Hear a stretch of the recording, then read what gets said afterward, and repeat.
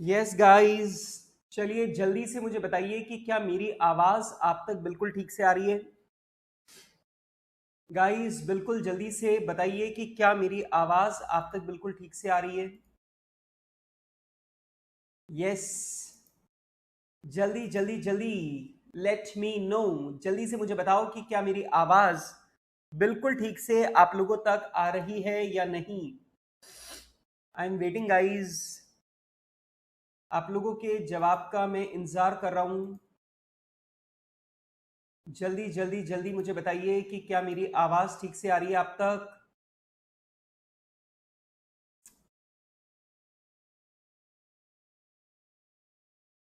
Yes, हाँ जी। Yes Diksha, hello. Krish, good evening. Niket, good evening. Shubham, good evening. क्या बात है, thank you Shubham. Niket, good evening. Bhupendra, good evening. Good evening भाई, गुड इवनिंग सब लोगों को मेरी तरफ से गुड इवनिंग। चलिए दोस्तों, हम लोग बढ़ते हैं आगे और अब मैं कल की बात को आगे लेकर के चलता हूं और कल की बात से आगे अब मैं आप लोगों के साथ में डिस्कशन करूंगा। आज की क्लास में थोड़ा सा ज्यादा पढ़ना है। अपन लोगों ने लास्ट क्लास में नेशनल इनकम कैलकुलेट करना सीखा था और मैंने नेशनल इनकम आपको कैलकुलेट करना सिखाया था किससे? प्रोडक्शन मेथड से। और मैंने आपको सिंपल सा बताया था कि जो भी आपका market value of market price of output है वो आप आउटपुट को ले लो, उसमें से इंटरमीडिएट गुड्स का कंजम्पशन आप लेस कर दो तो आपके पास जीडीपी एमपी आ जाएगा। माइनस कर दो डेप्रिसिएशन तो एनडीपी एमपी आ जाएगा। प्लस माइनस कर दो नेट इनडायरेक्ट टैक्स तो एनडीपी एफसी आ जाएगा। और बेटा एनडीपी एफसी में अगर हम लोग नेट फैक्टर इनकम अब्रॉड को अगर हम लोग एडजस्ट कर दे तो हमारे पास एनएनपी एफसी आ जाएगा, जिसे हम लोग बोलते हैं नेशनल इनकम। अब हो सकता है कि आपको लग रहा हो कि सर आपने बड़ी जल्दी जल्दी बोल दिया, लेकिन बेटा मुझे पूरी बात ध्यान है कि कल मैंने आप लोगों को ये वाली बात बहुत डिटेल में समझाई थी, तो मुझे पूरी उम्मीद है क्योंकि कल ही समझाई है तो आज आपको ये सारी की सारी बातें याद होंगी। चलिए, तो दोस्तों अब मेरे साथ में आप लोग एक बहुत इंपॉर्टेंट पॉइंट लिखेंगे प्रोडक्ट मेथड में। तो भाई प्रोडक्ट मेथड में एक बहुत इंपॉर्टेंट बात अब मैं आप लोगों को यहां पे लिखवाने जा रहा हूं। बेटा आप लोगों को यह ध्यान रखना है कि प्रोडक्ट मेथड में हम लोग वैल्यू ऑफ आउटपुट लेते हैं, सही बात है। लेकिन बेटा ये जो वैल्यू ऑफ आउटपुट आप लोगे इसे हम लोग तीन सेक्टर में डिवाइड करके लेते हैं। मतलब प्राइमरी सेक्टर का आउटपुट, मतलब जो प्राइमरी सेक्टर है उसका आउटपुट क्या है। दूसरा, जो सेकेंडरी सेक्टर है उसका आउटपुट क्या है। और तीसरा बेटा, जो टर्चरी सेक्टर है उसका आउटपुट क्या है। तो बेटा जो हम लोग मेथड लगाते हैं, जो हम लोग लगाते हैं प्रोडक्शन मेथड, और प्रोडक्शन मेथड में हम लोग आउटपुट की वैल्यू लेते हैं, तो ध्यान रखिएगा ये आउटपुट की वैल्यू तीनों सेक्टर की अलग अलग कैलकुलेट की जाती है। मतलब प्राइमरी सेक्टर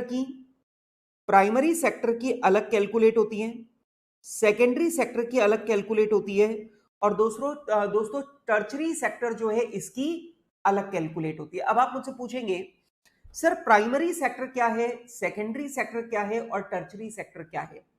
देखो दोस्तों, जब कोई चीज पहली बार पैदा की जाती है या पहली बार नेचुरल रिसोर्सेज से एक्सट्रैक्ट की जाती है तो बेटा उस सेक्टर को हम लोग बोलते हैं प्राइमरी सेक्टर।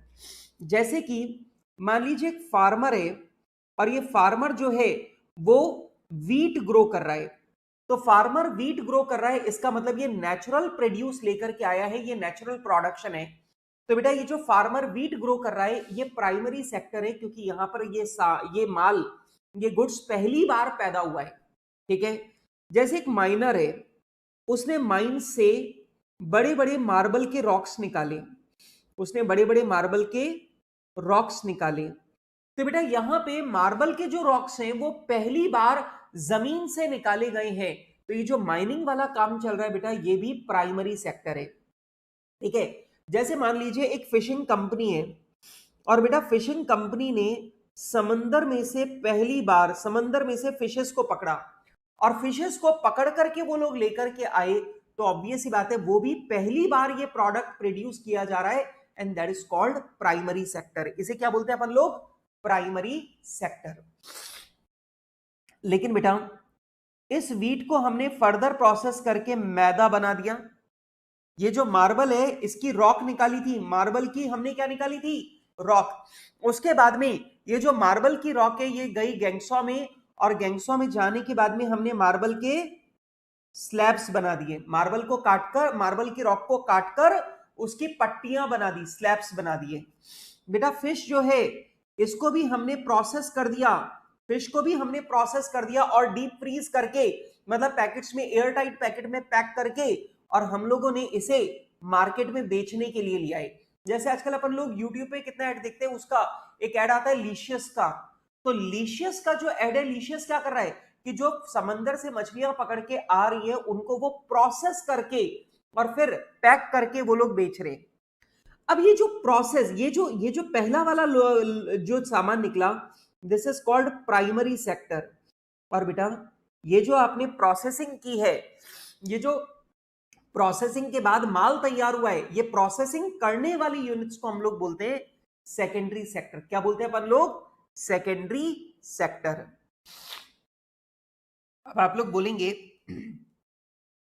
अब आप लोग बोलेंगे सर इसका मतलब ये हुआ कि रबर बनाने वाला प्राइमरी सेक्टर में काउंट होगा, लेकिन उस रबर से टायर बनाने वाला, उस रबर को प्रोसेस करके टायर बनाने वाला सेकेंडरी सेक्टर में काउंट होगा। बिल्कुल परफेक्ट बात है। तो बेटा प्राइमरी सेक्टर में वो लोग आते हैं जो नेचुरल चीजों को पहली बार प्रोड्यूस करते हैं, they are called primary sector. और बेटा उन गुड्स को फर्दर प्रोसेस करने वाली जितने भी यूनिट्स हैं, they are called secondary sector. फिर बच्चे बोलते हैं सर ये तो समझ में आ गया, सर ये बताओ ये टर्चरी सेक्टर क्या है?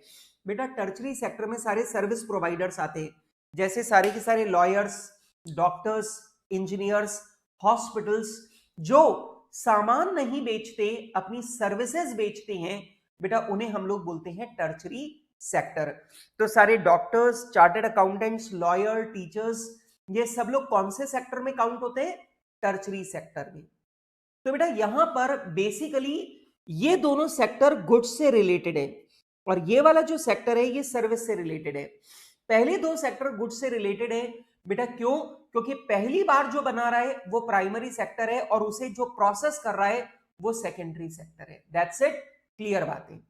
चलो जल्दी से मुझे बताओ, ये प्राइमरी सेक्टर, सेकेंडरी सेक्टर और टर्शियरी सेक्टर, इन तीनों की बात समझ में आ रही है? यस। आउटपुट जो अपन लोग निकालेंगे वो आउटपुट इसी तीन कैटेगरी में हम लोग निकालेंगे। Is it okay or not okay? Yes yes yes guys, जल्दी से मुझे जवाब दो, is it okay or not okay?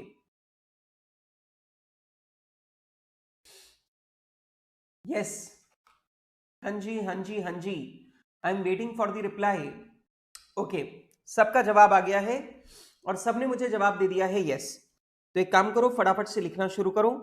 अगला ऐसा हैश का निशान लगा के, जो हम लोग लगा रहे थे निशान,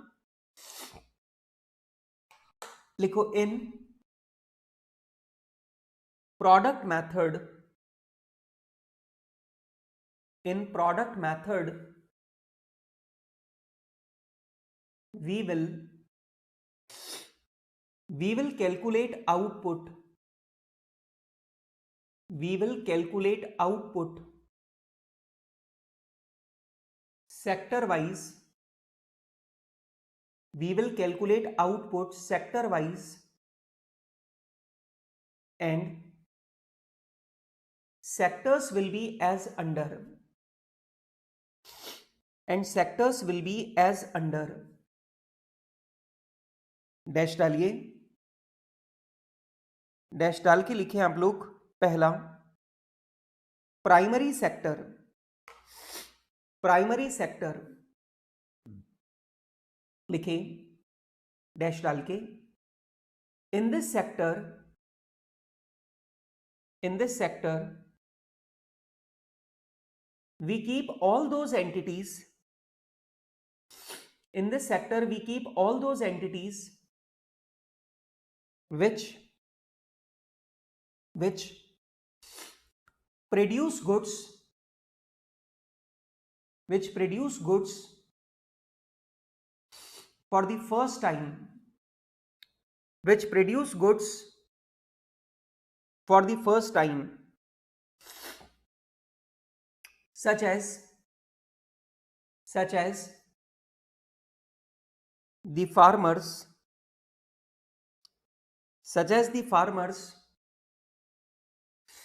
who are growing wheat, cotton, rubber, etc. Farmers which are growing wheat, cotton, rubber, etc. Mining firms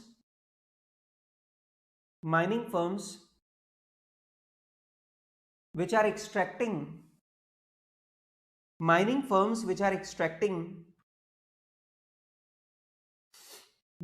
rocks,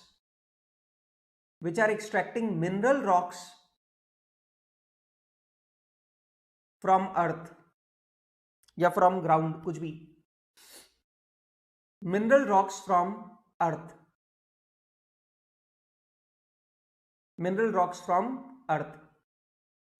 petroleum companies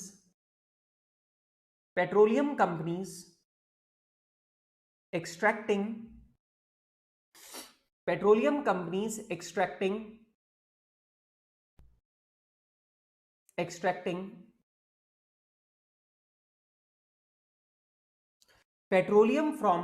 sea. अब जो पेट्रोलियम कंपनीज हैं वो लोग क्या कर रही हैं, वो पेट्रोलियम को धरती में से निकाल रही हैं, समंदर में से निकाल रही हैं, ठीक है। तो वो सब क्या है, प्राइमरी सेक्टर, क्योंकि पहली बार गुड्स को बना रहे हैं। अच्छा, अब ये पेट्रोलियम निकालने के बाद एक दूसरी कंपनी होगी जो इस पेट्रोलियम को रिफाइन करेगी, और रिफाइन करके पेट्रोल, डीजल, चारकोल सब कुछ अलग अलग करेगी। तो वो जो रिफाइनिंग करने वाली एंटिटी है वो किस में आएगी, सेकेंडरी सेक्टर में। लिखो सेकेंडरी सेक्टर, सेकेंड लिखिए बेटा फटाफट से, secondary sector.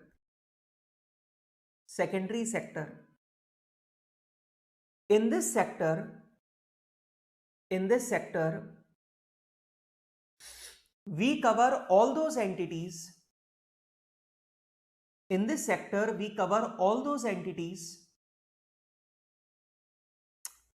Which are engaged in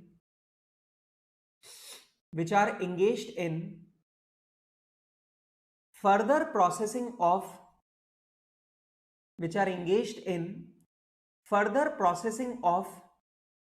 primary goods,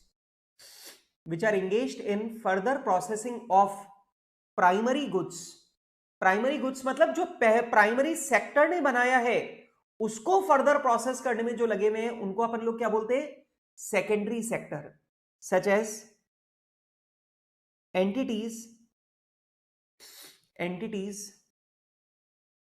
manufacturing maida from wheat,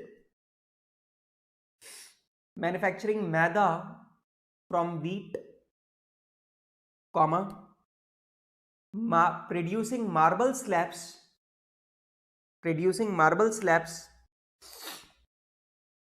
from marble rocks,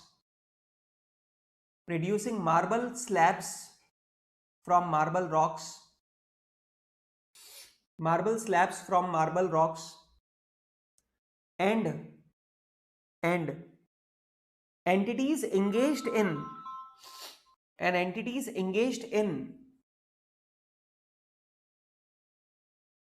refining of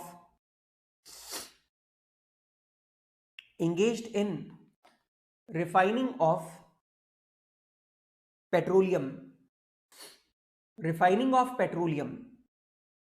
ठीक है। जो पेट्रोलियम की रिफाइनिंग में लगे हुए हैं वो, ठीक है, वो सब सेकेंडरी सेक्टर हैं। थर्ड लिखे tertiary sector,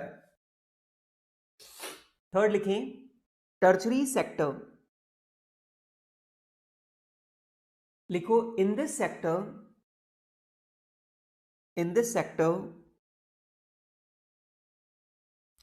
we cover all those entities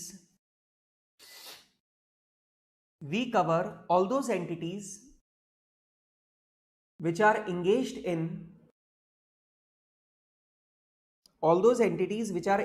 in providing services to their customers,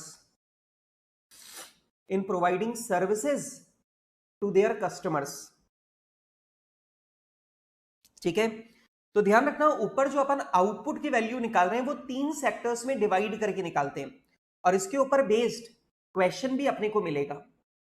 ठीक है, चलो अब आप लोग ये तो समझ गए कि प्रोडक्शन मेथड जो है ये तो बहुत आसान मेथड है। अब मैं आपके साथ में दूसरा मेथड डिस्कस करने जा रहा हूं और दूसरा मेथड है इनकम मेथड। इनकम मेथड, हाँ जी। अब देखो इनकम मेथड क्या कहता है, इनकम मेथड कहता है कि जो भी लोग goods, economic goods and services के प्रोडक्शन में लगे हुए हैं, प्लीज मेरी बात को ध्यान से सुनना, जो भी लोग इकोनॉमिक गुड्स एंड सर्विसेज के प्रोडक्शन में लगे हुए हैं, यदि मैं इन सब की इनकम का टोटल लगा लूं, अगर मैं इन सब की इनकम का टोटल लगा लूं तो बेटा वो मेरे पास आएगा नेशनल इनकम। बताओ बहुत इजी है कि डिफिकल्ट है जो बात मैंने बोली? जितने भी लोग इकोनॉमिक गुड्स एंड सर्विसेज के प्रोडक्शन में लगे हुए हैं, जितने भी लोग इकोनॉमिक गुड्स एंड सर्विसेज के प्रोडक्शन में लगे हुए हैं, अगर मैं उन सब लोगों की इनकम का टोटल लगा दूं तो बेटा इनकम का जो टोटल मैं लगाऊंगा इसकी सहायता से मेरे पास में नेशनल इनकम आ जाएगी। क्लियर बात? मेरे पास नेशनल इनकम आ जाएगी। क्लियर है बात? अब आप बोलेंगे सर नेशनल इनकम तो आ जाएगी इस तरीके से, लेकिन फिर भी कोई तरीका तो होगा सर, कौन कौन सी इनकम को लेना है, कौन कौन सी इनकम को नहीं लेना, वो तो बताओ। तो एक काम करते हैं, अब इस बात को थोड़ी डिटेल में डिस्कस करते हैं। ठीक है, income method is very important, ये बहुत इंपॉर्टेंट है और बेटा इसमें थोड़ा सा झोल आता है, इसमें थोड़ा सा झोल आता है, इसलिए प्लीज केयरफुली सुनना। क्लियर है बात? आ जाओ। दिस मेथड says that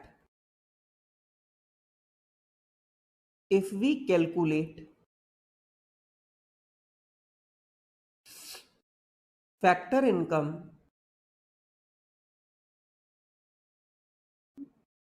या total of factor income of all the factors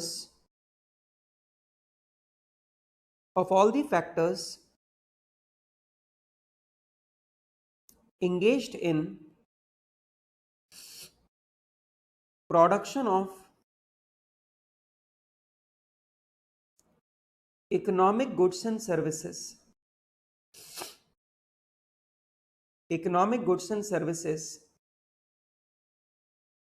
then we will get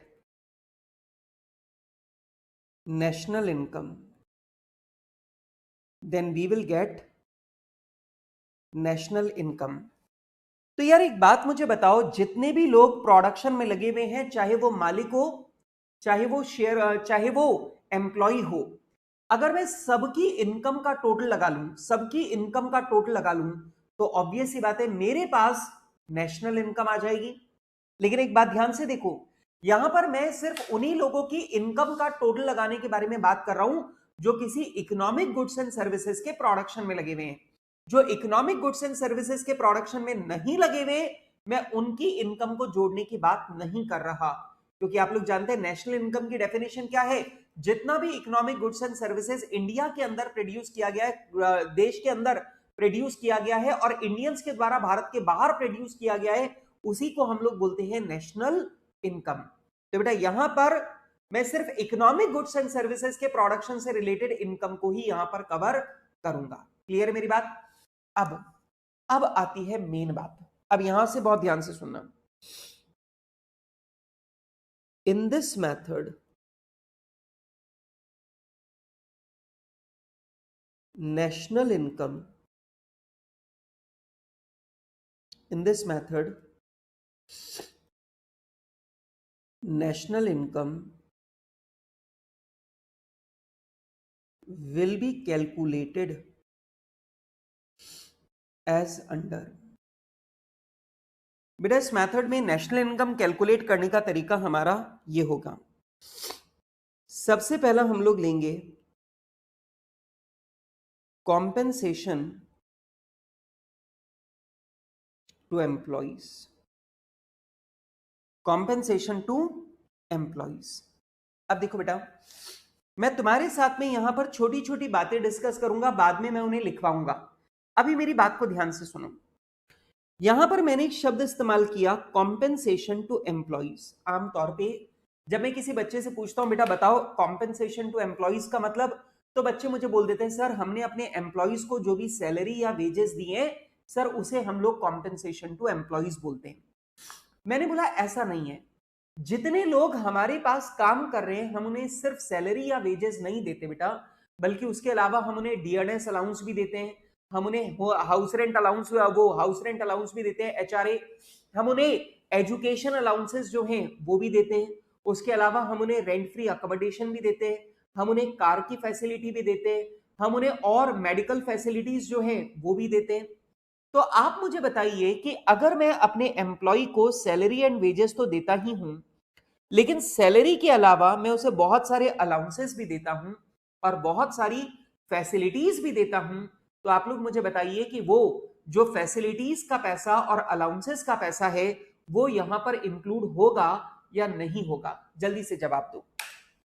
yes, जल्दी से मुझे बताओ। यहां पर लिखा है कॉम्पेंसेशन टू एम्प्लॉइज, मतलब मैंने अपने एम्प्लॉइज को जो कॉम्पेंसेशन दिया है वो।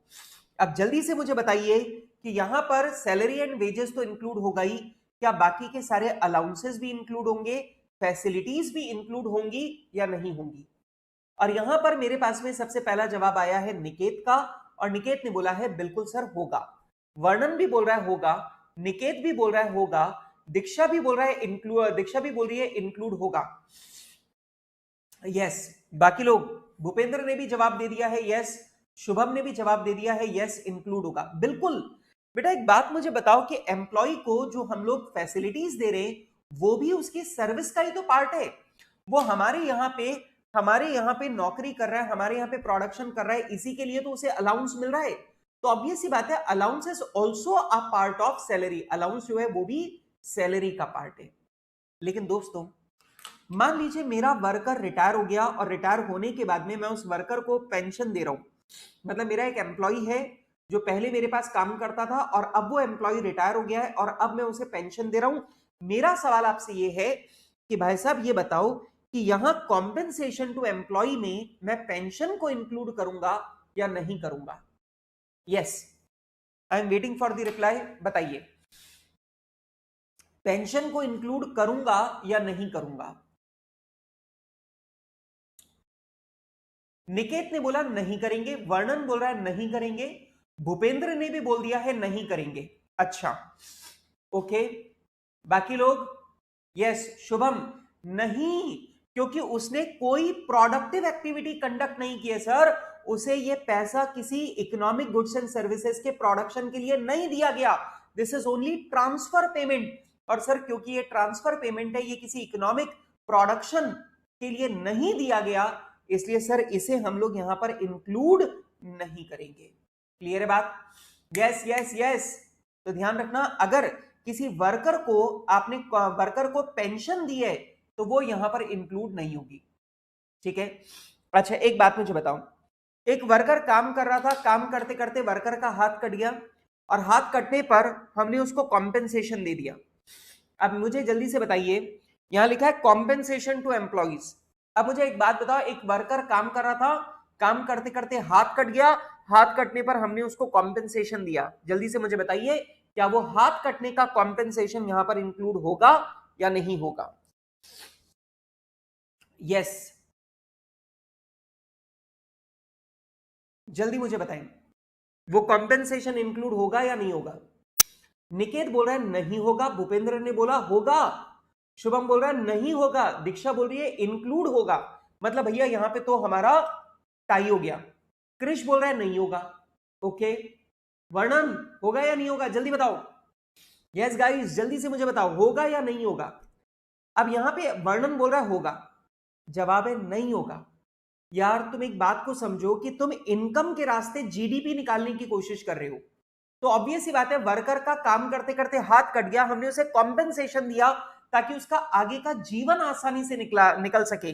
लेकिन यह पैसा किसी प्रोडक्शन के लिए दिया नहीं गया है, और क्योंकि यह पैसा किसी प्रोडक्शन के लिए नहीं दिया गया, तो ऑब्वियस सी बात है जब प्रोडक्शन के लिए नहीं दिया गया तो फिर बेटा नेशनल इनकम में काउंट क्यों करेगा। एक बात ध्यान रखना, नेशनल इनकम कैलकुलेट करते टाइम हमेशा ध्यान रखना, everything which is related to production will be included. जो प्रोडक्शन से रिलेटेड नहीं है वो इंक्लूड नहीं होगा, that is only transfer payment. Yes, हाँ बिल्कुल, कोई इकोनॉमिक प्रोडक्शन थोड़ी है, बेचारे ने हाथ काट दिया, अपना हाथ कट गया, उसका एक्सीडेंट है ये तो।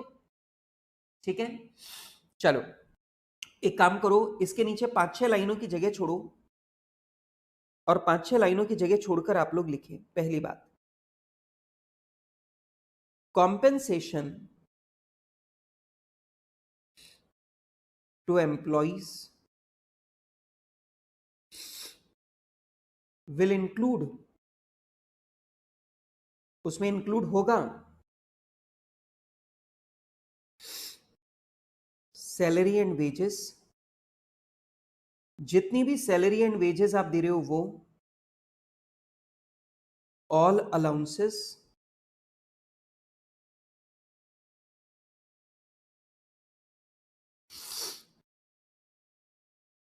all facilities,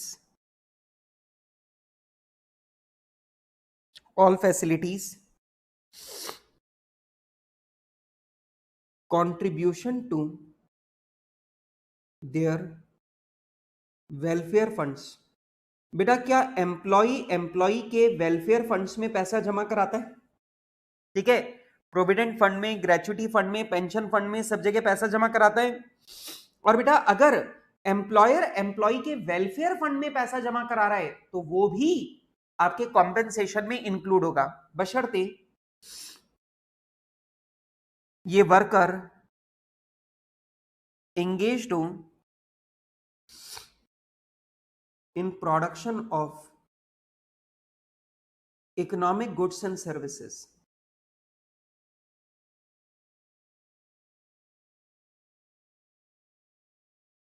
दूसरा,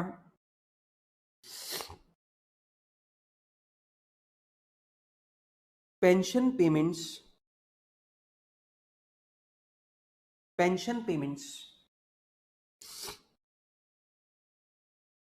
to retired employees will not be included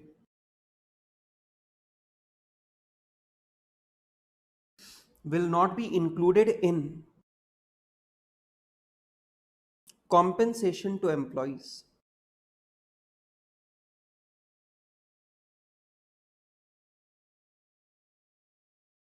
in compensation to employees. अब आपको इधर ये ध्यान रखना है कि बेटा जो रिटायर्ड एम्प्लॉइज को पेंशन दे रहे हो बेटा वो इसमें इंक्लूड नहीं होगा। This is very very important.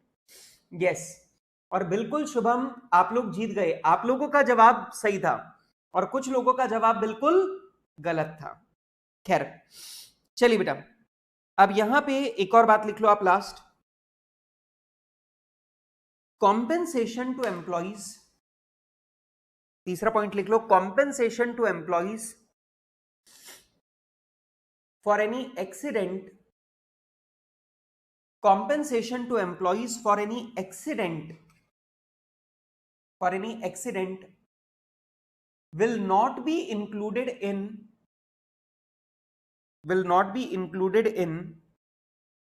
above compensation to employees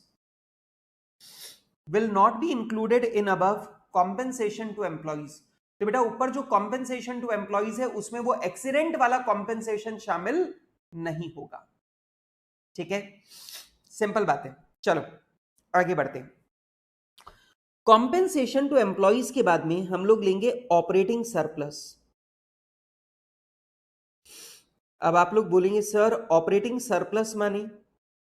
बेटा ऑपरेटिंग सरप्लस में बेसिकली 3 चीज आती हैं। ऑपरेटिंग सरप्लस का मतलब जिन जिन लोगों ने बिजनेस के अंदर कैपिटल लगा रखी है उन उन लोगों को क्या मिला बेटा, that is called operating surplus. अब सुनो, जिस आदमी ने बिजनेस को फिक्स्ड एसेट्स दे रखे हैं, लैंड एंड बिल्डिंग दे रखी है, उसे क्या मिलेगा? रेंट। ठीक है, तो जो भी रेंटल इनकम है वो आप लोग ऑपरेटिंग सरप्लस में गिनोगे। Number 2, interest. बेटा जितने भी लोगों ने लोन दे रखा है, ऑब्वियस सी बात है उन्हें क्या मिलेगा? इंटरेस्ट। जिन्होंने अपना पैसा ब्याज पे लगा रखा है उन्हें क्या मिलेगा? इंटरेस्ट। और तीसरा, जिन्होंने कंपनी के शेयर खरीद रखे हैं, जिन्होंने किसी फर्म के अंदर पैसा लगा रखा है, जिन्होंने पार्टनरशिप फर्म बना रखी है, प्रोप्राइटरशिप फर्म बना रखी है, उन सबको क्या मिलेगा? प्रॉफिट। तो ये प्रॉफिट भी हम लोग यहां पे जोड़ लेंगे। बेटा इन तीनों के टोटल को हम लोग बोलते हैं ऑपरेटिंग सरप्लस। ऑपरेटिंग सरप्लस मतलब जितने लोगों ने अपनी कैपिटल का इन्वेस्टमेंट कर रखा है उनको कितना रिटर्न मिला। ठीक है, अगर लैंड एंड बिल्डिंग आपने लगा दे रखी है किराए पे तो आपको किराया मिल रहा है, आपने पैसा लोन पर दे रखा है तो इंटरेस्ट मिल रहा है, और अगर आपने बिजनेस में खुद की कैपिटल लगा रखी है, किसी कंपनी के शेयर खरीद रखे हैं, पार्टनरशिप फर्म में पैसा लगा रखा है, प्रोपराइटरशिप फर्म में पैसा लगा रखा है, तो आपको क्या मिल रहा है? प्रॉफिट। और बेटा इन तीनों के टोटल को हम लोग बोलते हैं ऑपरेटिंग सरप्लस। क्या बोलते हैं? ये जो इन तीनों का टोटल है, इन तीनों के टोटल को हम लोग बोलते हैं ऑपरेटिंग सरप्लस। अब बच्चे मुझे बोलते हैं सर ये तो इजी सी बात है, सर ये तो इनकम जोड़ रहे हैं सबकी, तो हमने जितने भी एम्प्लॉइज हैं उनकी हमने इनकम को जोड़ लिया, अब बाकी लोगों के पास इनकम कहां से आएगी? या तो रेंट आएगा, या इंटरेस्ट आएगा, या प्रॉफिट आएगा। सर हमने रेंट, इंटरेस्ट और प्रॉफिट को भी जोड़ लिया, तो इनकम जुड़ती जा रही है। मैंने बोला बात तो तुम्हारी ठीक चल रही है, ठीक है, लेकिन अब सुनो दोस्तों, अब सुनो, यहां पर इन तीनों के बारे में भी कुछ नियम कायदे हैं जो तुमको दिमाग लगाकर समझने पड़ेंगे। सुनना, एक बात मुझे बताओ, रेंट की बात करते हैं। रेंट के अंदर ये जो रेंट है, मेरा सिंपल सा क्वेश्चन है, रेंट के अंदर सिर्फ रियल रेंट शामिल होगा या इंप्यूटेड रेंट भी शामिल होगा? अगर मैं अपने ही मकान में रहता हूं तो क्या मेरे अपने मकान का किराया भी यहां पर आप काउंट करोगे या नहीं करोगे? जल्दी से बताओ।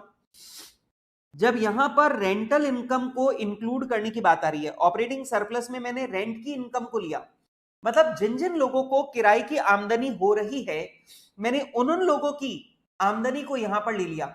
अब मेरा सवाल यह है कि यहां भी जो मैंने रेंट लिखा है इसके अंदर सिर्फ रियल रेंट इंक्लूड होगा या इसके अंदर इंप्यूटेड रेंट मतलब सेल्फ ऑक्यूपाइड प्रॉपर्टी का जो रेंट है वो भी इंक्लूड होगा?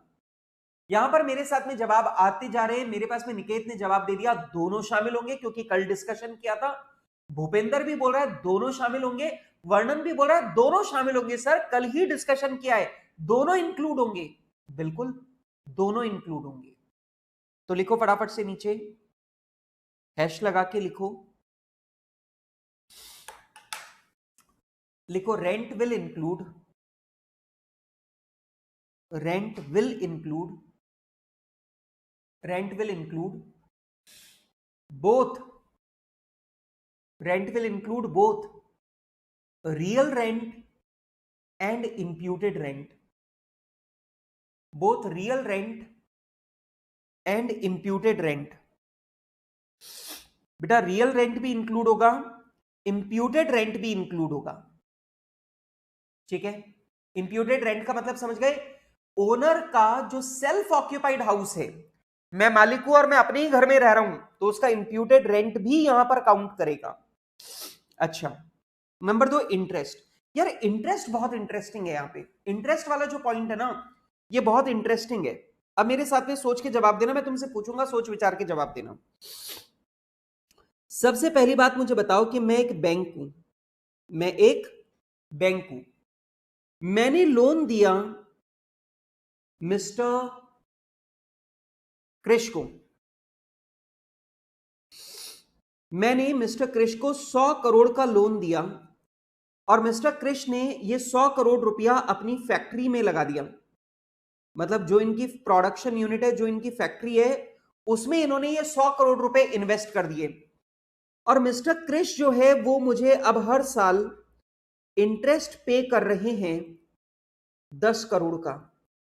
अब मेरा सवाल आपसे ये है, ये बताइए ये जो 10 करोड़ का इंटरेस्ट है, हाँ यस, मैंने क्रिश को 100 करोड़ का लोन दिया, अब क्रिश लंदन भाग जाएगा।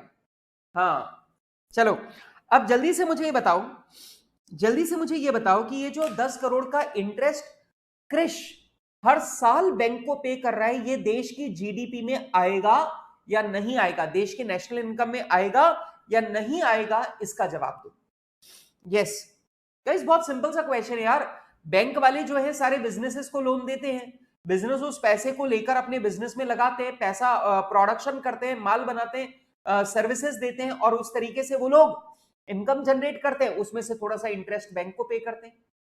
अब यहां पर जवाब देखो, भूपेंद्र का जवाब है यस सर आएगा, दीक्षा का जवाब है आएगा, निकेत बोल रहा है सर मेरे को लग रहा है आपने सवाल पूछा, हमें लग रहा है आएगा, पर क्योंकि आपने सवाल पूछा है, घुमावदार सवाल है, मैं सोच रहा हूं नहीं आएगा।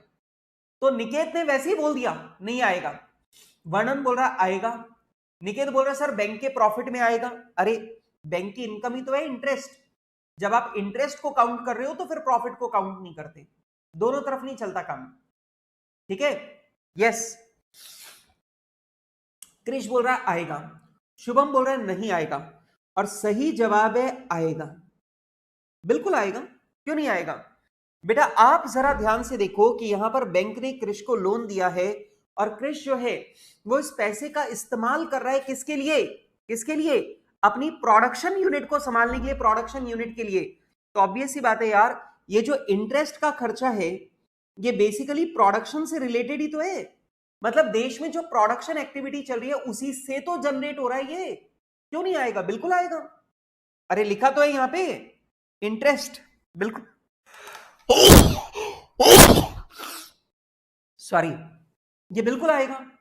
अच्छा, लेकिन अब एक मजेदार क्वेश्चन पूछता हूं तुमसे, सोच के जवाब देना। मैं एक बैंक हूं, मैंने क्रिश को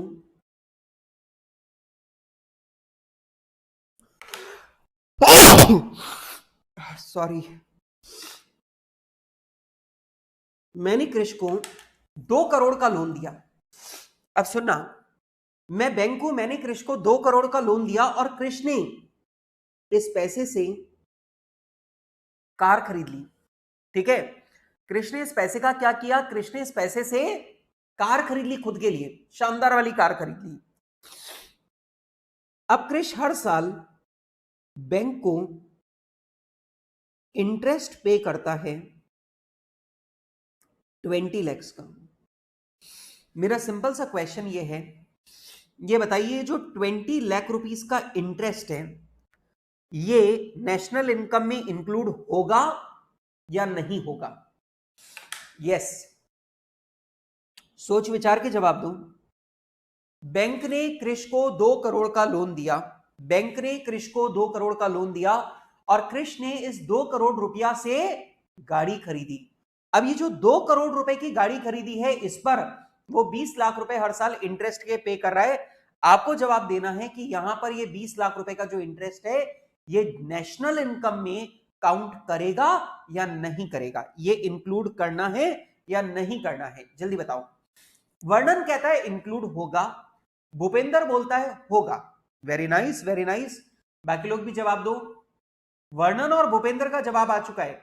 दीक्षा बोल रही है आएगा, शुभम तिवारी बोल रहा है मैं आई विल स्टिक विद नहीं, मैं इंटरेस्ट के साथ में हमेशा नहीं बोलूंगा, क्योंकि पहले वाले में भी मैंने नहीं बोला था, भले ही उसका आंसर गलत था, लेकिन अभी भी मेरा जवाब नहीं ही है।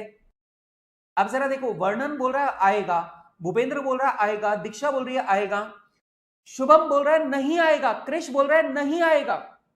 अरे वाह, अब भैया ये सबके जवाब आ रहे हैं ऐसे मेरे पास, बाकी लोग जवाब ही नहीं दे रहे, बड़े इंटरेस्टिंग लोग हैं। निकेत बोल रहा है आएगा, शुभम तिवारी बोल रहे हैं नहीं होना चाहिए ना। हाँ क्यों, क्योंकि वो खुद यूज कर रहा है। अच्छा ओके, अब यहां निकेत ने बोला आएगा, क्रिश बोल रहा है पर्सनल यूज है नहीं आएगा। और मैं आपको बता दूं इसका जवाब है नो, नहीं आएगा भाई, इसका जवाब है नो। बेटा हमारा जवाब क्या है? नहीं। ये जो इंटरेस्ट है, ये इंटरेस्ट हमारी देश की जीडीपी में काउंट नहीं करेगा। क्यों? क्योंकि बेटा इस लोन, ये जो इंटरेस्ट है, ये कार के लोन का इंटरेस्ट है, और ये लोन किसी भी प्रकार के प्रोडक्शन में इन्वॉल्व नहीं है।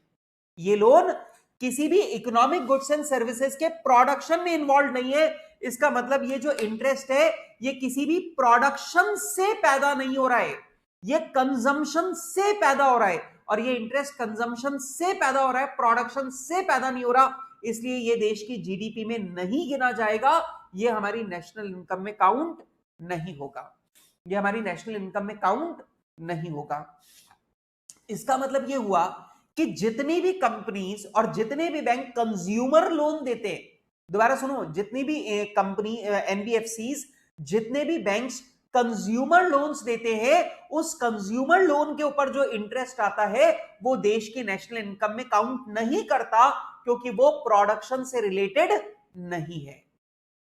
मेरी बात आ रही है समझ में? नहीं आएगा? हाँ बेटा आ रही है बात समझ में? सत्यम ने जवाब दिया नहीं आएगा, निकेत बोल रहा है वेरी डीप। हाँ वेरी डीप तो है, बात तो समझने की है। इसका मतलब जरा सोचो कि तुम्हारे पास में कितनी बारीक बात है कि अगर लोन प्रोडक्टिव एक्टिविटी के लिए दिया गया है तो इंक्लूड हो, तो उसका इंटरेस्ट देश की जीडीपी में गिना जाता है। लेकिन अगर आपने कंज्यूमर लोन दिया है, कंजम्पशन लोन दिया है, तो उसका जो इंटरेस्ट है वो देश की जीडीपी में काउंट नहीं करता है। हाँ बेटा बैंक ने सर्विस प्रोवाइड करी है, पर उस सर्विस से देश में कोई भी प्रोडक्शन नहीं हो रहा, it is non productive activity. और बेटा नॉन प्रोडक्टिव है तो बेटा वो काउंट नहीं करेगा। ठीक है, क्लियर बात? यस। अच्छा एक बात मुझे बताओ, वर्णन दोबारा सोचते हैं अपन, इस तरफ से सोचो मेरी बात को। ये बताओ अगर मैं यहां पे प्रोडक्शन मेथड लगाता तो क्या ये खर्चा, क्या ये किसी भी तरीके से मेरे प्रोडक्शन में गिना गया होता? किसी भी तरीके से मेरे प्रोडक्शन में गिना ही नहीं जाएगा।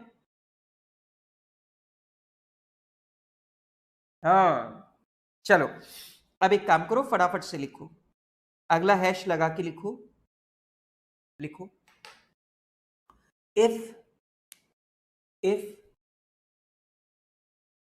interest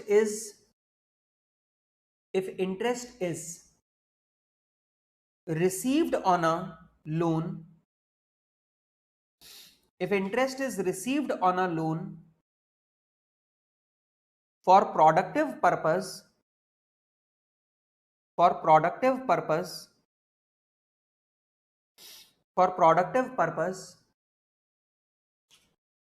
then such interest will be included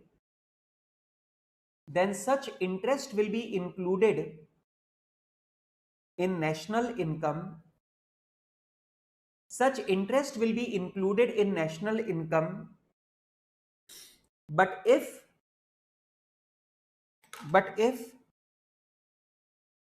the loan is given for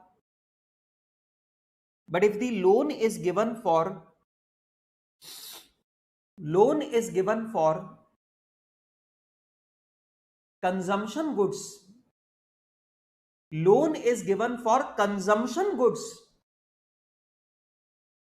then such interest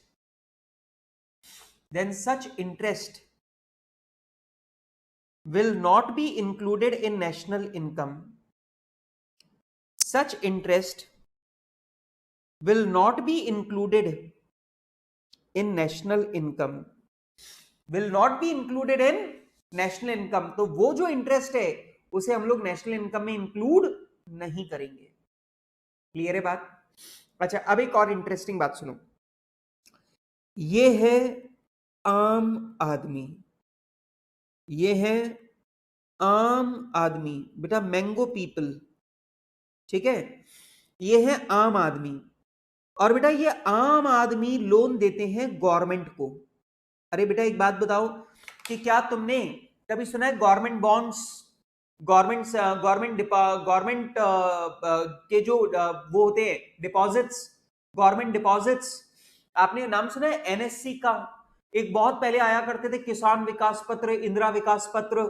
तो गवर्नमेंट जो है वो लोगों से पब्लिक से लोन लेती है, गवर्नमेंट जो है वो पब्लिक से डिपॉजिट्स लेती है और बाद में गवर्नमेंट इन लोगों को इंटरेस्ट पे करती है।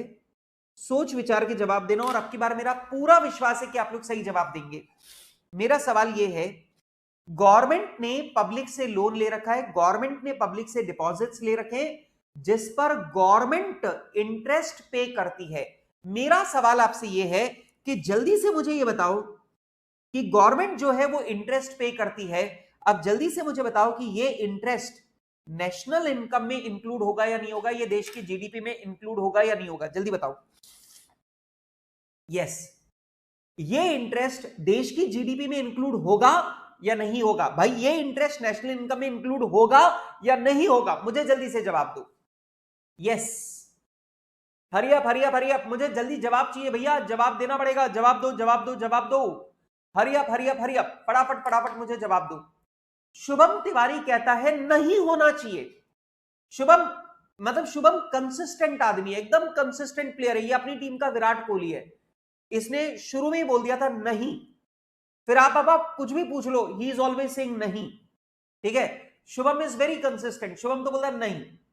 निकेत ने बोला होगा, दीक्षा ने बोला नहीं होगा, कृष बोल रहा है होगा, भूपेंद्र चौधरी जी बोल रहे हैं होगा, और वर्णन बोल रहा है नहीं होगा। अच्छा, वर्णन बोल रहा है नहीं होगा। अच्छा, अब मैं आपको बता दूं ये इंक्लूड नहीं होगा, ये इंक्लूड नहीं होगा। बेटा गवर्नमेंट जो है वो क्या कर रही है, गवर्नमेंट अपने खर्चों के लिए ये लोन ले रही है, गवर्नमेंट अपने प्रोजेक्ट्स के लिए ये लोन ले रही है, और ऑब्वियस सी बात है ये इंटरेस्ट जो है वो पब्लिक को दिया जा रहा है गवर्नमेंट के द्वारा। अब ऑब्वियस सी बात है गवर्नमेंट के द्वारा ये इंटरेस्ट दिया जा रहा है, तो ये जो इंटरेस्ट है ये इंटरेस्ट प्रोडक्टिव एक्टिविटीज के लिए नहीं हो रहा है, और बेटा इसलिए ये भी नेशनल इनकम में इंक्लूड नहीं होगा, ये भी नेशनल इनकम में इंक्लूड नहीं होगा। हाँ हाँ, शुभम तिवारी बोल रहे हैं sir I am fan of Sanjay Dutt. हाँ, वो वाला डायलॉग जो है ना वो मुझे भी बहुत पसंद है। हाँ, मुझे भी वो वाला डायलॉग बहुत पसंद है। क्या आप मुझे बताने की तकलीफ करेंगे? नहीं। हाँ, मुझे भी बहुत पसंद है वो वाला डायलॉग, लेकिन भाई वो जो एग्जामिनर है ना उससे तुम पूछोगे मैं पास हो गया, वो भी बोलेगा नहीं। हाँ, ऐसे नहीं करो, सोच विचार के जवाब दो, विचार करके जवाब दो।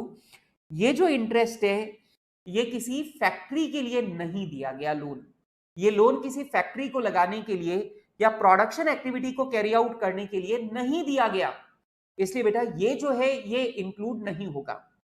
लेकिन एक बहुत इंटरेस्टिंग बात बताता हूं, मान लो गवर्नमेंट जो है, हाँ बिल्कुल बिल्कुल शुभम तुम्हारा जवाब तो सही है, मैं तो तुम्हारे नई वाली बात पे बता रहा था, नहीं पे तुम कंसिस्टेंट हो। हाँ अब सुनो, हाँ यही आ रहा हूं मैं निकेत, इसी बात पे आ रहा हूं। दरअसल बेटा गवर्नमेंट जब पब्लिक से लोन लेती है तो गवर्नमेंट पर्पस नहीं बताती है, गवर्नमेंट किसी स्पेसिफिक पर्पस के लिए डिपॉजिट नहीं लेती, गवर्नमेंट किसी पर्टिकुलर स्पेसिफिक पर्पस के लिए डिपॉजिट नहीं लेती, लोन नहीं लेती। और क्योंकि स्पेसिफिक पर्पस के लिए लोन नहीं लेती तो आपको ये पता ही नहीं है कि गवर्नमेंट ने ये पैसा लेकर के किसी फ्लाईओवर में लगाया है या अपने बाकी के कामों के लिए लगाया है। ठीक है, हाँ अब जरा दिमाग लगा के सोचो कि अगर गवर्नमेंट ये बता के लोन ले कि हमने ये 1,000 करोड़ का पब्लिक डिपॉजिट लिया है फ्लाईओवर बनाने के लिए, तो यहां पे इस लोन का जो इंटरेस्ट है, इस डिपॉजिट का जो इंटरेस्ट है वो देश की जीडीपी में काउंट करेगा। लेकिन गवर्नमेंट ऐसा करती नहीं है, गवर्नमेंट आपको पर्पस बता के लोन नहीं लेती, गवर्नमेंट कभी भी किसी स्पेसिफिक पर्पस के लिए डिपॉजिट या लोन नहीं लेती, और स्पेसिफिक पर्पस के लिए लेती नहीं है तो आपको मालूम ही नहीं होता कि गवर्नमेंट दरअसल इस पैसे का प्रोडक्टिव यूज करेगी या अनप्रोडक्टिव यूज करेगी। और आप लोगों को मालूम है गवर्नमेंट के ज्यादातर यूज अनप्रोडक्टिव है, इसलिए इसलिए गवर्नमेंट के ज्यादातर यूज अनप्रोडक्टिव है, और बेटा इसीलिए हम उसे यहां पर इंक्लूड नहीं करेंगे। आ रही बात समझ में? Got my point? तो बेटा अगर आपको कभी भी क्वेश्चन में गवर्नमेंट लोन या गवर्नमेंट डिपॉजिट्स का इंटरेस्ट अगर देखने को मिले तो याद रखना उसे इंक्लूड नहीं करना है। लिखो, अगला हैश लगा के लिखो, if question has given interest paid by government, if question has given interest paid by government on public deposits, on deposit government loan and government deposits, on government loan and government deposits,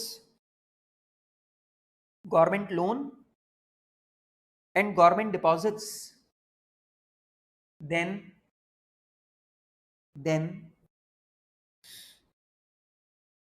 such interest will not be included above. Then such interest will not be included above. तो बेटा ऐसा interest हम लोग ऊपर include नहीं करेंगे, ठीक है, ऐसा इंटरेस्ट हम लोग ऊपर इंक्लूड नहीं करेंगे। अच्छा चलो, तीसरी बात पर मैं आता हूं, प्रॉफिट। अब मैं तुम्हारे साथ में बात करूंगा प्रॉफिट के बारे में। Are you ready for this profit thing? बेटा रेंट के बारे में समझ लिया, रियल रेंट और इंप्यूटेड रेंट दोनों लेने हैं। इंटरेस्ट आपको सिर्फ वही वाला लेना है जो प्रोडक्टिव एक्टिविटीज के लिए दिया गया लोन है, ठीक है। और तीसरी बात प्रॉफिट। अब यहां पे जो मैं प्रॉफिट के बारे में आपसे बात करूंगा इसमें भी कुछ इंटरेस्टिंग फैक्ट है।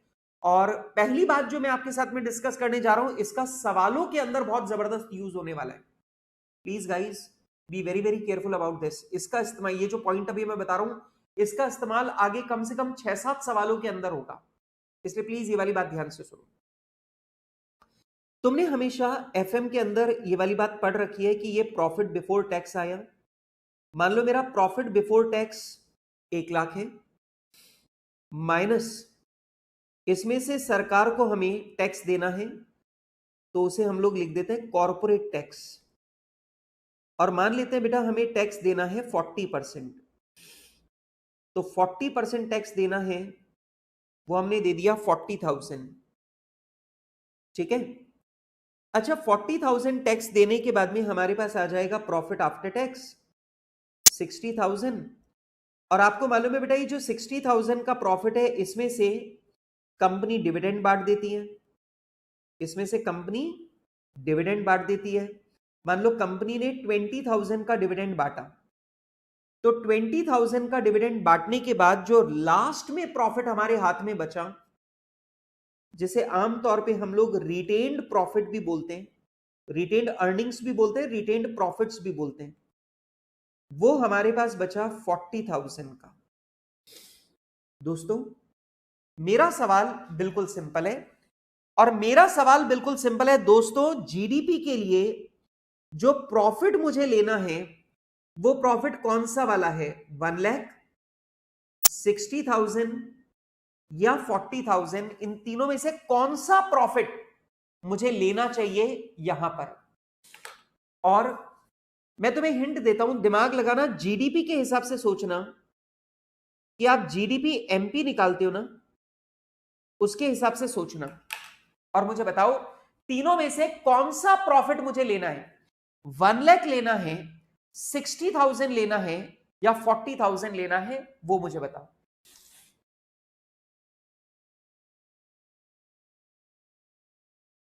यस, वर्णन का जवाब आ गया है PBT.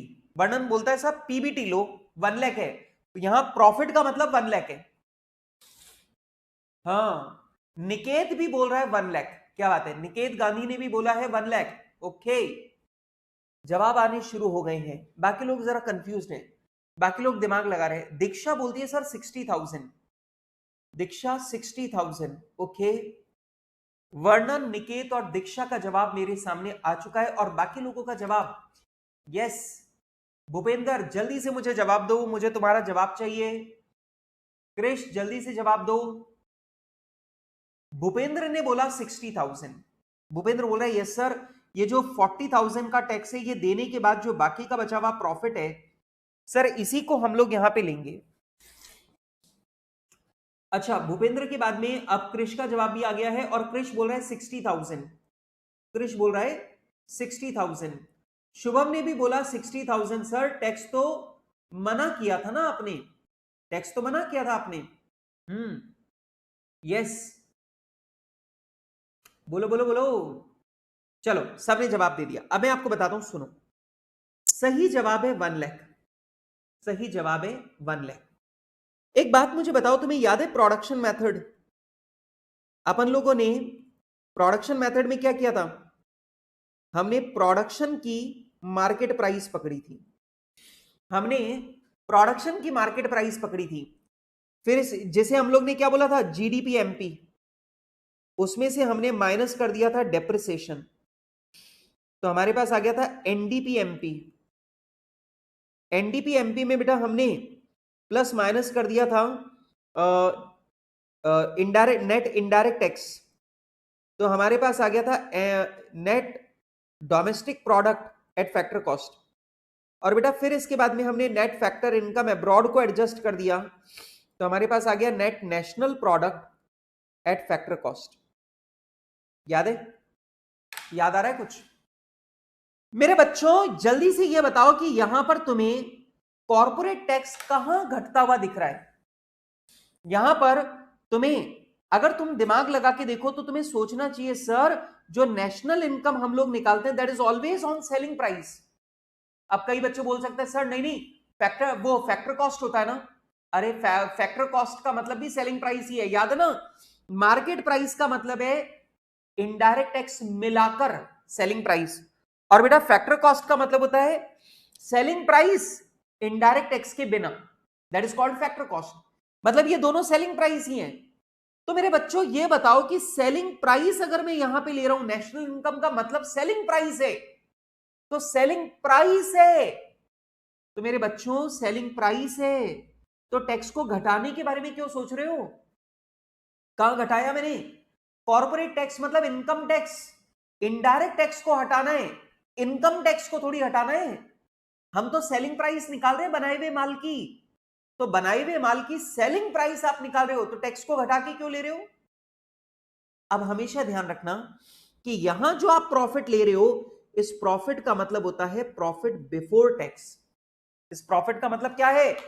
Profit before tax, not profit after tax, not retained profit, it is profit before tax. Got my point? Yes. Shubham ने मेरी बात, शुभम को मेरी बात समझ में आ गई। शुभम ने बोलेगा yes sir I got it, मेरे को बात समझ में आ गई। सर एक बात बताओ यार, तुम सोच के बताओ ना, अगर तुम किसी चीज को सेलिंग प्राइस पे निकाल रहे हो तो तुम टैक्स को क्यों घटाओगे? इनकम टैक्स को माइनस करने की बात ही क्यों होगी? अच्छा ऐसा समझ, मैं एक आपको बात समझाने की कोशिश करता हूं। एक बात सोचो, यहां पर मैं कर क्या रहा हूं? यहां पर मैंने खर्चों में प्रॉफिट को ही तो जोड़ा है। अरे खर्चों में प्रॉफिट को जोड़ के सेल वैल्यू ही तो निकाल रहा हूं एक तरीके से। मैंने खर्चों में प्रॉफिट को जोड़ा, और खर्चों में प्रॉफिट को जोड़कर क्या कर रहा हूं? सेल वैल्यू ही तो निकाल रहा हूं। तो इनकम टैक्स माइनस क्यों होगा? नहीं होगा। तो आप ये ध्यान रखना कि हम लोग इनकम मेथड लगाते टाइम जो प्रॉफिट लेते हैं that is profit before tax, not profit after tax. ये प्रॉफिट बिफोर टैक्स है, ये प्रॉफिट आफ्टर टैक्स नहीं है। क्लियर है बात? लिखो फटाफट से। In the above calculation, in the above calculation, we will always take profit before tax. We will always take profit before tax. We will always take profit before tax. हम लोग हमेशा क्या लेंगे? Profit before tax. अब सवाल की बदतमीजी समझना, सवाल बड़ा बदतमीज होता है, सवाल बहुत जोरदार होता है। सवाल क्या कहता है? सवाल कहता है सर हमारा रिटेन्ड प्रॉफिट तो है 100 का, हमने डिविडेंड बांटा है 20 का, और सर हमारा जो कॉर्पोरेट टैक्स है वो है 30 का। अब मेरा सवाल आपसे यह है कि अगर क्वेश्चन में आपको प्रॉफिट बिफोर टैक्स गिवन नहीं है, ये सवालों में आएगा, अभी आगे जब अपन सवाल करेंगे ये पॉइंट आएगा और कई बार आएगा। अब जरा सोच के बताओ, क्वेश्चन के अंदर आपको पता है कि जब आप इनकम मेथड लगाओगे तो इनकम मेथड लगाने के लिए आपको प्रॉफिट बिफोर टैक्स चाहिए, लेकिन ये नालायक क्या करते हैं, प्रॉफिट बिफोर टैक्स देने की बजाय आपको 3 टुकड़े करके दे देते, रिटेन्ड प्रॉफिट दे दिया, आपको डिविडेंड पेड दे दिया और आपको साथ में कॉर्पोरेट टैक्स दे दिया, लेकिन आपको प्रॉफिट बिफोर टैक्स नहीं दिया। अब क्या करें, अब क्या करें, सिंपल बेटा, अगर मैं रिटेन्ड प्रॉफिट, डिविडेंड और कॉर्पोरेट टैक्स तीनों को जोड़ दूं तो ऑटोमेटिकली मेरे पास प्रॉफिट बिफोर टैक्स आ जाएगा। अरे देखो ना इधर बेटा, कॉर्पोरेट टैक्स और डिविडेंड घटाने के बाद जो प्रॉफिट बचा वो क्या है, रिटेन्ड प्रॉफिट। बेटा कॉर्पोरेट टैक्स और डिविडेंड घटाने के बाद जो बचा हुआ प्रॉफिट है वो रिटेन्ड प्रॉफिट है। तो अगर मैं रिटेन्ड प्रॉफिट के अंदर डिविडेंड को और कॉर्पोरेट टैक्स को अगर मैं वापस ऐड कर दूं तो वो क्या बन जाएगा, प्रॉफिट बिफोर टैक्स। और मुझे यही प्रॉफिट बिफोर टैक्स चाहिए नेशनल इनकम निकालने के लिए। यस, हाँ, तो हमारा जो प्रॉफिट बिफोर टैक्स है वो कितना हो जाएगा, 150। हाँ जी, प्रॉफिट बिफोर टैक्स कितना हो जाएगा, 150। आ रही है बात समझ में? ये बात ध्यान रखना, this is very very important point.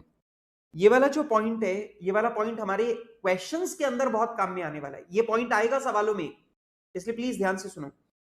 आपको नेशनल इनकम निकालते टाइम रेंट लेना है, इंटरेस्ट लेना है, प्रॉफिट लेना है, लेकिन प्रॉफिट कौन सा वाला लेना है, प्रॉफिट बिफोर टैक्स लेना है। तो लिखो फटाफट अगला पॉइंट, अगला हैश लगा के लिखो, if question has given, if question has given retained profit, if question has given retained profit comma dividend, retained profit comma dividend and corporate tax,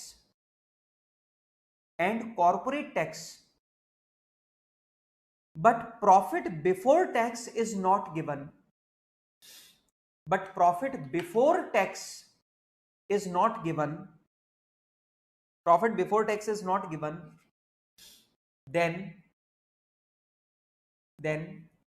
it will be calculated as under, then it will be calculated as under। बेटा ये वाला formula लिख लो, retained profit plus dividend plus corporate tax is equals to profit before tax.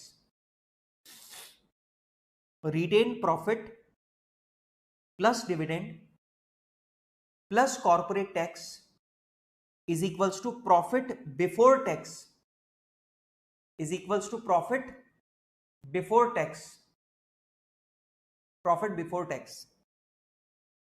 ठीक है, अच्छा अब सुनो, अब बेटा यहां पे आप जरा इस कैलकुलेशन को देखो, यहां पर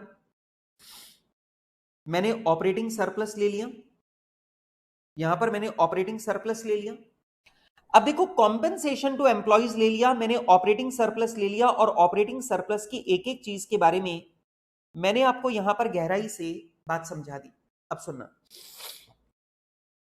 ऑपरेटिंग सरप्लस के बाद में हम लोग यहां पे लेते हैं मिक्स्ड इनकम। अब आप बोलेंगे सर मिक्स्ड इनकम क्या होती है? बेटा मिक्स्ड इनकम उस एंटिटी के प्रॉफिट को बोलते हैं जिसमें मालिक ही कर्मचारी होता है। एक बात मुझे बताओ, जैसे मेरी क्लासेस हैं, ठीक है, अब यहां पर इस क्लासेस के अंदर जितना भी कैपिटल, जितना भी स्टूडियो को बनाने में पैसा लगाया, ये भी मेरा ही लगा, मतलब इन्वेस्टर कौन है? मैं। और बेटा यहां पे पढ़ाता भी कौन है? मैं, मतलब यहां पे कर्मचारी भी मैं हूं और मालिक भी मैं हूं। तो ऑब्वियस सी बात है, जो मेरा प्रॉफिट है that is a combination of wages and profit.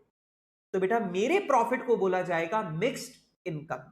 Point समझ में आ रहा है गाइस? मिक्स्ड इनकम का मतलब समझ में आ रहा है? मतलब अगर मान लो एक डॉक्टर है, उसने डिस्पेंसरी खोल रखी है, तो बेटा वहां पे कैपिटल लगाने वाला आदमी भी डॉक्टर है, मतलब मालिक भी डॉक्टर है और कर्मचारी भी वही डॉक्टर है। तो बेटा वो जो प्रॉफिट आ रहा है उसका, हॉस्पिटल का जो प्रॉफिट है वो बेसिकली उसकी सैलरी और उसका प्रॉफिट दोनों का मिक्सचर है, तो बेटा उसे हम लोग बोलते हैं मिक्स्ड इनकम। बेटा गॉट माय पॉइंट?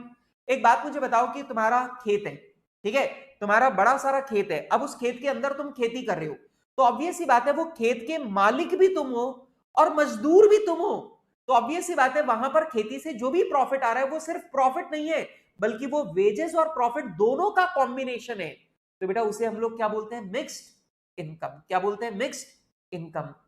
जहां सैलरी और प्रॉफिट अलग अलग ना हो सके उसको हम लोग बोलते हैं मिक्स्ड इनकम। बेटा जल्दी से मेरी बात का जवाब दो, मैं जो बात आपसे पूछ रहा हूं आपको मिक्स्ड इनकम का मतलब समझ में आ गया? एक बात मुझे बताओ, आपके पापा दुकान चलाते हैं, अब आपके पापा दुकान चलाते हैं और दुकान के अंदर जो ग्राहक आते हैं उनको माल भी देते हैं, और बेटा जो भी पैसा वगैरह कैपिटल वगैरह लगा रखी है वो भी तुम्हारे पापा ने लगा रखी है। अब आप मुझे बताओ, मालिक भी पापा है और एम्प्लॉय भी पापा है, तो ऑब्वियस सी बात है जो प्रॉफिट है वो सिर्फ प्रॉफिट नहीं है बल्कि वो प्रॉफिट और सैलरी दोनों है, प्रॉफिट और वेजेस दोनों है, तो बेटा वो कहलाती है मिक्स्ड इनकम। क्लियर है बात? चलो ये बताओ, अगर मैं इन सबको जोड़ दूं, अगर मैंने इन सबको जोड़ दिया तो आप मुझे बताइए क्या मैंने हर एक व्यक्ति की इनकम को ले लिया जो प्रोडक्टिव एक्टिविटी में लगा हुआ है? जरा सोचो, मैंने प्रोडक्शन एक्टिविटी में लगे हुए सारे लोगों की वेजेस ले ली, मैंने प्रोडक्शन में लगे हुए पैसों का इंटरेस्ट ले लिया, मैंने जितनी भी प्रॉपर्टी मेरे प्रोडक्टिव पर्पस में लगी हुई है उसका रेंट भी मैंने ले लिया, और नंबर 4, जितने लोग एंटरप्रेन्योर हैं, जितने लोगों ने अपनी कैपिटल धंधे में लगा रखी है उन लोगों को जो प्रॉफिट मिला मैंने वो भी ले लिया। तो आप मुझे बताइए कि जितनी भी प्रोडक्टिव पर्पसेस से इनकम पैदा हो रही है भारत में वो सारी की सारी इनकम मैंने यहां पे ले ली है। बोलो हाँ या ना? हाँ जी। अब एक बात जो मैं आपको बहुत इंटरेस्टिंग बात यहां पे बोल रहा हूं, ज्यादा टाइम नहीं लूंगा, अब बहुत थोड़ा सा टाइम लूंगा, और बिल्कुल अब मैं सबसे इंपॉर्टेंट बात पर आ रहा हूं, उसकी बात को सुन लो।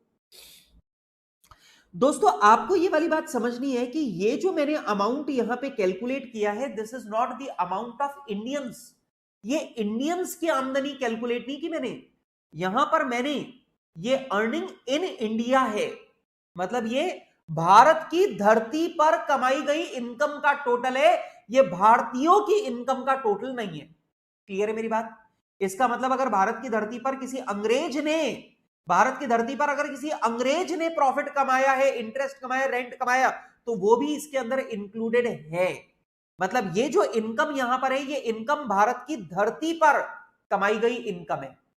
ठीक है, प्लीज ध्यान से सुनो, this is income with in domestic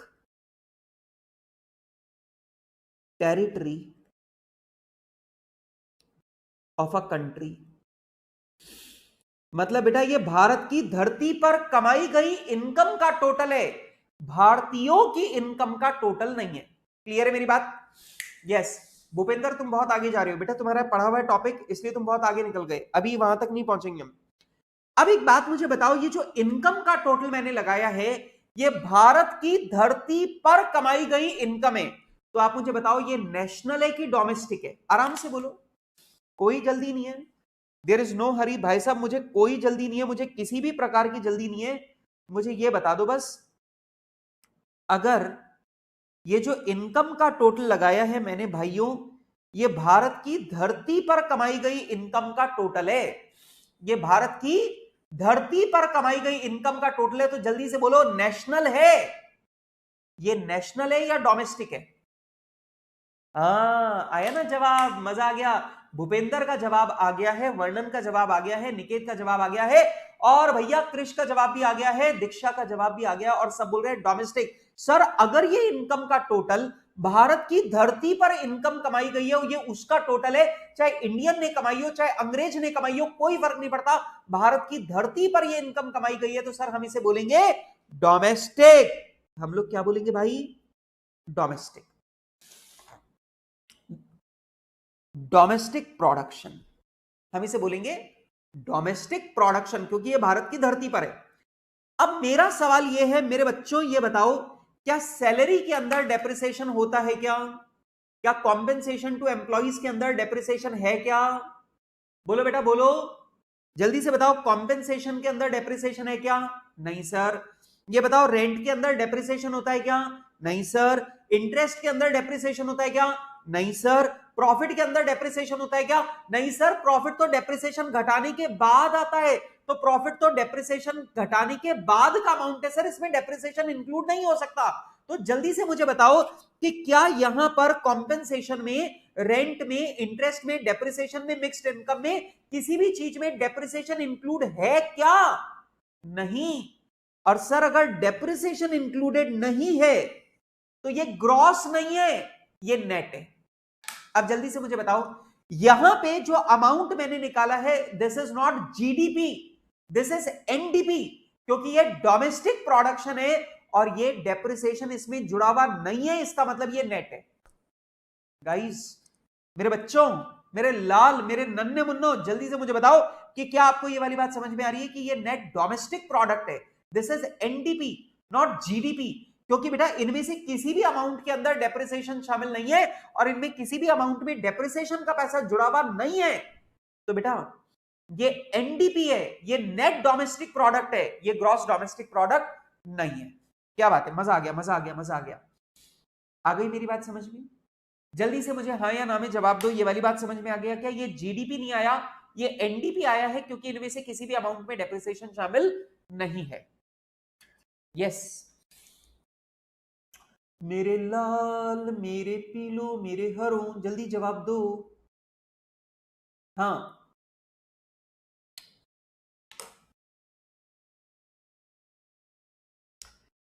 Niket का जवाब है हाँ सर, बात आ गई समझ में। सर बच्चों वाली बातें कर रहे हो सर, इतनी इजी बात है सर, हमें समझ, आप हमें समझ क्या रहे हो सर? मतलब आप हमें, मतलब इतना कमजोर विद्यार्थी मानते हो सर कि हम इतनी सी बात ना समझ पाएंगे? सॉरी भाई सॉरी। हाँ, दीक्षा ने भी लिख दिया समझ गए, भूपेंद्र ने भी लिख दिया समझ गए, शुभम ने भी लिख दिया मजा आ गया, और कृष्ण बोल रहा ओके सर, ओके भाई। अब मेरे दूसरे सवाल का जवाब दो, ये जो अमाउंट है भाई, इसमें कहीं तुम्हें जीएसटी शामिल दिख रहा है क्या? अरे इनडायरेक्ट टैक्स, तुम्हें इनडायरेक्ट टैक्स और सब्सिडी कहीं जुड़ी हुई दिख रही है क्या? जल्दी से बताओ, कॉम्पेंसेशन टू एम्प्लॉइज में कोई टैक्स, जीएसटी जुड़ा हुआ है क्या? जल्दी से बताओ, ये जो रेंट है इसमें कोई जीएसटी है क्या? ये इंटरेस्ट है, इसमें कोई जीएसटी है क्या? ये जो प्रॉफिट है इसमें कोई जीएसटी जुड़ा हुआ है क्या? नहीं, नहीं जुड़ा हुआ। तो ऑब्वियस ही बात है बेटा, अगर तुम यहां पर ध्यान से देखो तो ये तो आम आदमियों की इनकम की बात हो रही है, ये तो नॉर्मल, भाई साहब ये तो कॉम्पेंसेशन टू एम्प्लॉइज, मतलब वो जो वर्कर्स है उनकी तनख्वाह की बात हो रही है सर, रेंट की बात हो रही है, इंटरेस्ट की बात हो रही है, प्रॉफिट की बात हो रही है सर। इसके अंदर जीएसटी या सब्सिडी जुड़ी हुई नहीं है। और बेटा अगर इसके अंदर इनडायरेक्ट टैक्स या सब्सिडी नहीं है तो भाइयों ये एनडीपी एफसी है, ये एनडीपी एट फैक्टर कॉस्ट है, ये net domestic product at factor cost है। बोलो बेटा बोलो, बात समझ में आ रही है?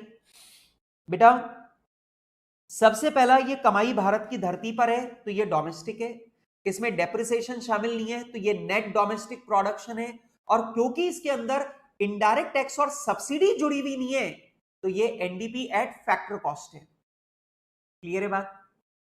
अब दोस्तों मुझे सिर्फ ये बताओ, एनडीपी एट फैक्टर कॉस्ट में क्या जोड़ूं घटाऊं, क्या प्लस माइनस करूं कि मेरे पास नेशनल इनकम आ जाए, net national product at factor cost, जिसे हम लोग बोलते हैं नेशनल इनकम, वो आ जाए। जल्दी बताओ, net domestic product at factor cost में क्या जोड़ बाकी करूं, क्या एडलेस करूं कि मेरे पास net national product at factor cost आ जाए, नेशनल इनकम आ जाए? जवाब आने लग गए हैं।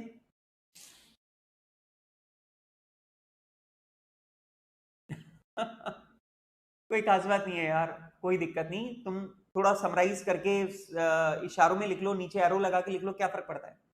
यस बेटा, NDP net domestic product at factor cost में अगर मैं नेट फैक्टर इनकम एब्रॉड को अगर मैं एडजस्ट कर दूं, तो जैसे मैं नेट फैक्टर इनकम एब्रॉड को मैं एडजस्ट करूंगा ये बन जाएगा net national product at factor cost, मतलब मेरी नेशनल इनकम। तो फर्क समझो यार, अब फर्क समझो। प्रोडक्शन मेथड में आप जीडीपी एमपी निकालते हो और जीडीपी एमपी से आप लोगों को नेट एनएनपी एफसी तक आना पड़ता है।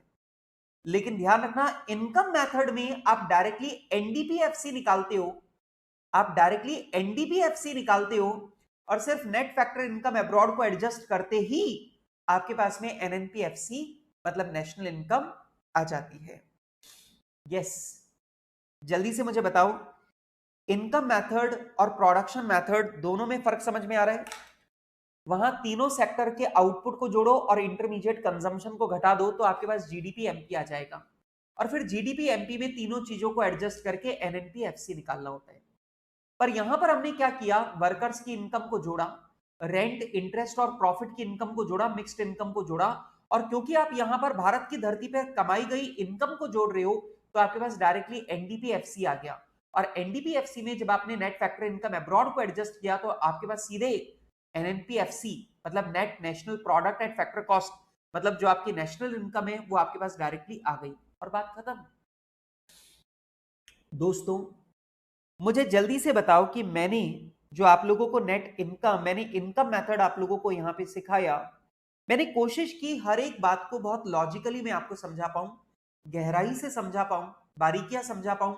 इवन तो इतनी बारीकियां एग्जाम में आने के चांसेस कम है, पर फिर भी मैंने ये सारी बारीकियां आपको समझाई कि अगर क्वेश्चन में वेरिएशन डाला जाए तो भी आपको कोई दिक्कत ना आए।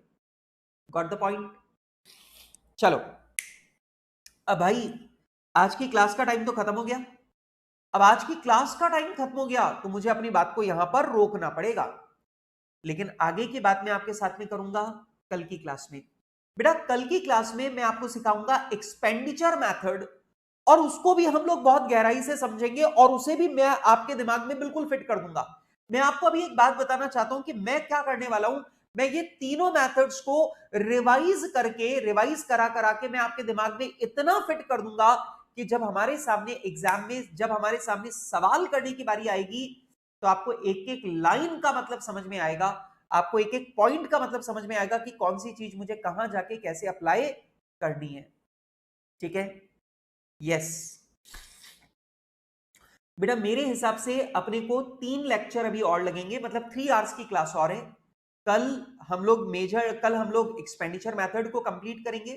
परसों मैं आपको बहुत सारे सवाल करवाऊंगा, सारे जितने भी क्वेश्चन है वो कंप्लीट करवाऊंगा, और फिर इस चैप्टर में छोटे छोटे कुछ कॉन्सेप्ट्स और हैं जो थियरी क्वेश्चन के रूप में आ सकते हैं, हम लोग वो और करेंगे। तो आई गेस 3 डेज में ये वाली चीज खत्म हो जानी चाहिए।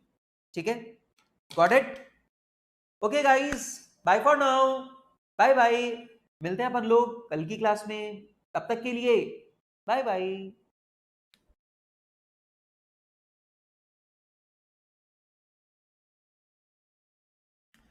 बेटा शुभम, मैं आपको बता दूं कि आपके एग्जाम में मेजरली प्रैक्टिकल आ रहे हैं, मतलब ज्यादा प्रैक्टिकल आते हैं। थियरी और प्रैक्टिकल का रेशियो समझ लो 40-60। ठीक है? प्रैक्टिकल ज्यादा पूछते हैं। ठीक है? Bye bye.